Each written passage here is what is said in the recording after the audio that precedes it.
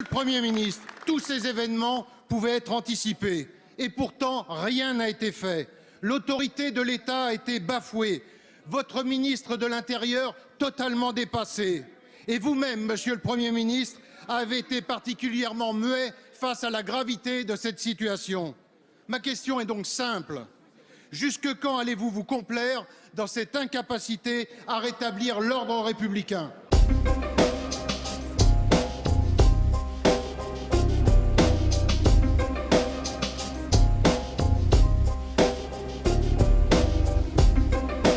Je voudrais vous dire, Monsieur le Président Jacob, que je partage à bien des égards l'indignation que vous venez d'exprimer.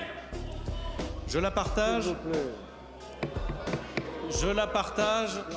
lorsque je constate, dimanche, jour de la fête nationale, qu'un certain nombre d'incidents, en début de journée ou en fin de journée, sont venus ternir l'éclat que nous voulons donner à cette fête qui est une fête de la nation.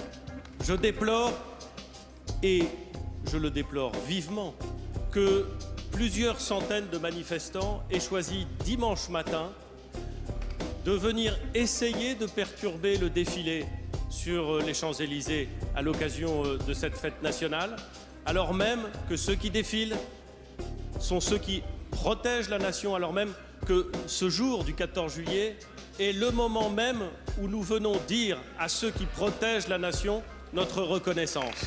Et que dans le cadre de l'action des forces de l'ordre, plusieurs centaines d'interpellations ont eu lieu.